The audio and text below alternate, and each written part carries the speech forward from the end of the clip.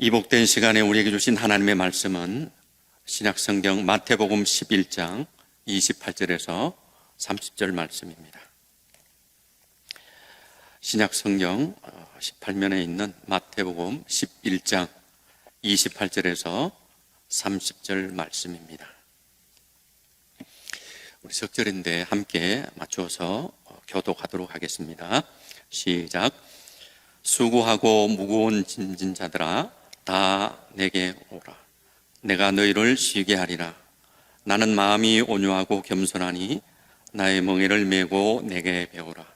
그리하면 너희 마음이 쉼을 얻으리니 이는 내 멍에는 쉽고 내 짐은 가벼우시나 하시니라. 아멘. 우리 말씀은 우리가 잘 알고 있는 말씀입니다. 인간에게 산업은 크게 두 가지로 나눌 수가 있습니다. 하나는 생산을 위한 산업이고요. 또 하나는 쉼이 있는, 휴식이 있는 산업입니다. 바꿔서 말하면 일과 휴식이 산업으로 나타나는 것을 말합니다. 사람은 일을 하지 않으면 건강한 삶을 살 수가 없습니다. 사람에게서 일은 무엇입니까? 바로 그 삶을 지키는 중요한 수단이 되는 것입니다. 그렇기 때문에 오늘 우리 성도는 일을 귀하게 여겨야 되는 것입니다. 여러분, 일은 인생에게 축복의 도구가 되는 것입니다. 성경에 나타나는 많은 그 믿음의 사람들을 보면 한결같이 일을 귀하게 여겼던 사람들입니다. 일에 성실치 못한 사람은 하나님의 은총을 입을 수가 없는 것입니다. 하나님 앞에서의 이 악한 사람은 바로 누굽니까? 게으른 사람이라는 것입니다. 그렇기 때문에 하나님은 일의 실패는 용서하셔도 게으름에 대해서는 용서치 않으시는 분이십니다. 그러므로 하나님은 오늘도 일하는 사람과 함께 하시는 줄로 믿습니다. 우리가 성경을 보면 예수님도 말씀을 하셨습니다. 아버지께서 일하시니 나도 일한다라고 말씀하셨습니다. 우리가 달란트 비유를 통해서 보면 5달란트와 2달란트 맡은 종은 주인의 것을 위해서 열심히 일한 사람입니다. 그러나 1달란트 받은 사람은 어떻습니까? 게으른 종인 것을 우리는 보게 됩니다. 주인은 성실한 사람을 알아보기 위해서 달란트를 맡겼던 것입니다. 그래서 오늘도 하나님은 인간을 판단하실 때에 여러 가지 기준이 있겠습니다만 열심히 충성하는 사람과 또 그리고 게으른 자를 구분하실 것입니다. 자, 그런가 하면 성경은 일밖에 모르는 사람을 경계하고 있는 것을 보게 됩니다. 왜 하나님은 일밖에 모르는 사람을 경계하시는가? 일은 하나님과 함께하는 중요한 환경이 됩니다. 그러나 일밖에 모르는 사람은 일 그 자체가 바로 하나님이 되어버리는 것입니다. 누가복음 14장을 보면 예수님께서 한 비유로 말씀하시는 걸 보게 됩니다. 이 비유는 하나님의 나라의 잔치를 비유하고 있습니다. 여기 보면 한 부자가 잔치를 열고 사람을 초대했습니다. 그러나 초청받은 사람 가운데 잔치를 거절한 사람이 있었습니다. 하나는 밭을 샀으니 못 오겠다 하고요. 또 하나는 소를 샀으니 못 오겠다 했습니다. 그러면 이 말씀은 무엇입니까? 바로 일 때문에 하나님의 나라를 거절하는 사람이 있다는 것을 지적하고 있는 말씀입니다. 그렇기 때문에 여러분, 일도 귀한 것이지만 쉼도 휴식도 귀한 것입니다.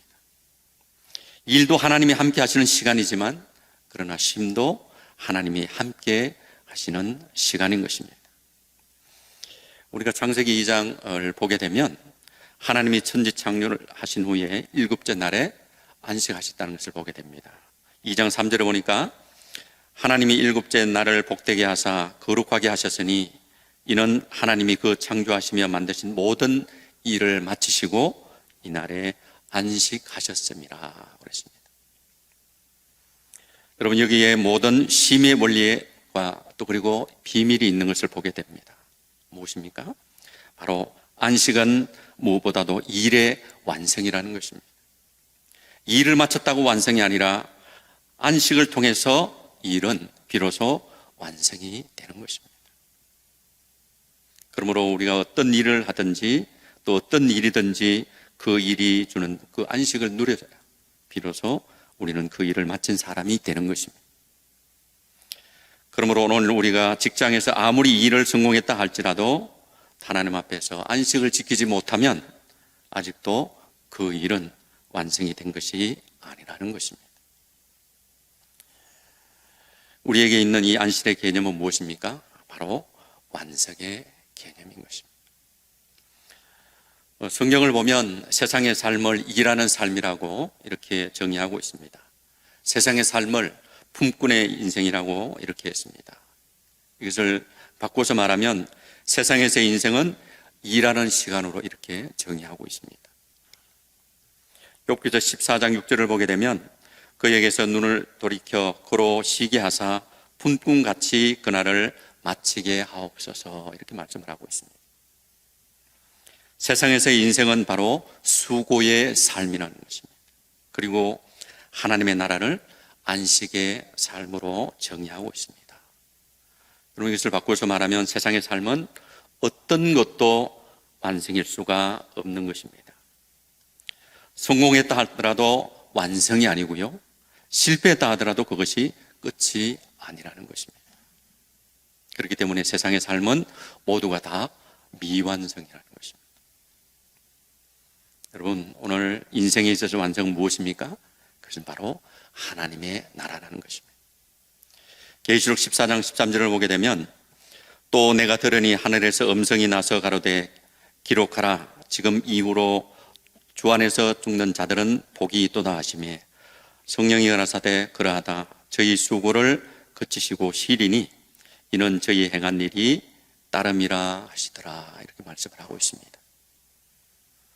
여러분, 오늘 마태복음 11장 특별히 오늘 여기 28절을 보게 되면 수고하고 무거운 짐진 자들아 다 내게로 오라. 내가 너희를 쉬게 하리라. 이렇게 했습니다.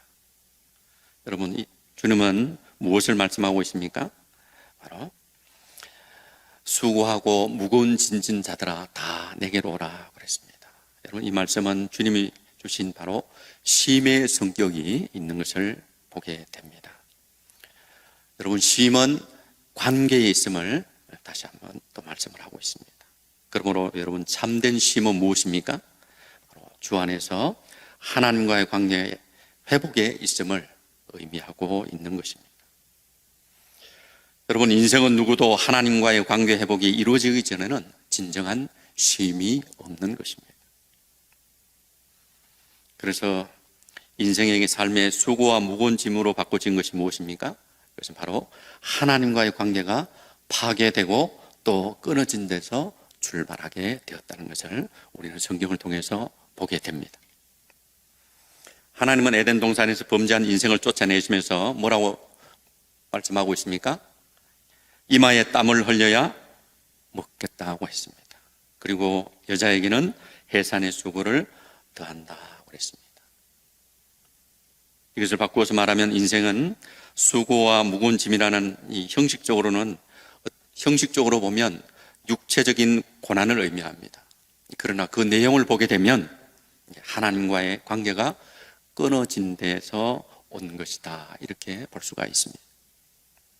그러므로 여러분, 쉼이라는 것이 무엇입니까? 그것은 바로 관계를 회복하는 것이다 하는 것입니다.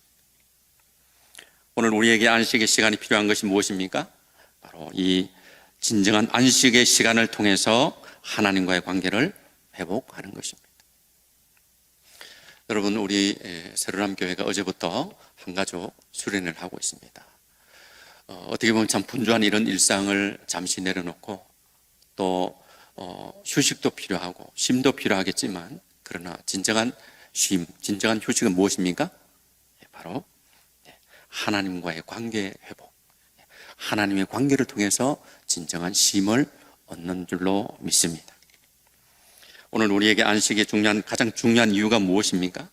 그것은 바로 하나님과 관계 회복을 통해서 쉼을 누리는 줄로 믿습니다. 말씀을 정리하겠습니다. 오늘 우리 인생의 조상인 아담이 우리에게 지어준 것이 있습니다. 그것이 무엇입니까? 바로 오늘 말씀에 나오는 수고와 무거운 짐이라는 것입니다. 여러분, 이 짐은 누가 해결할 수 있습니까? 누가 들어줄 수 있습니까? 바로 예수 그리스도시라. 주님은 바로 아담으로부터 부여된 이 무거운 죄의 짐을 지고 있는 우리 인생들에게 무거운 짐을 벗기시고 우리에게는 쉼과 평안을 주시는 분이십니다. 그렇기 때문에 누구든지 주님께 나오면 인생에 쉼이 있는 줄로 믿습니다. 그러나 쉼이 없는 사람이 있습니다. 바로 짐승에게 절하고 그 우상에게 경배하는 자들입니다. 계시록 14장 11절을 보게 되면 그 고난의 연기가 세세토록 올라가리로다. 짐승과 그의 우상에게 경배하고 그의 이름의 표를 받는 자는 누구든지 밤낮 쉼을 얻지 못하리라, 이렇게 말씀을 하고 있습니다. 여러분, 그리스도를 믿지 않는 사람들은 결국 짐승을 따라가게 되고 또 짐승을 따라가는 자의 그 삶을 보면 쉼을 얻지 못한다, 이렇게 말씀을 하고 있습니다. 영원히 쉼이 없는 나라가 있습니다. 어디입니까? 바로 지옥이라는 것입니다. 지옥은 쉼이 없는 나라입니다. 지옥이 왜 쉼이 없는 나라냐? 세상에서 바로 쉼이 되신 그리스도를 버렸기 때문입니다. 안식일의 주인이 되시는 예수 그리스도를 믿지 않았기 때문에 쉼이 없는 나라, 바로 지옥은 쉼이 없는 나라라는 것입니다.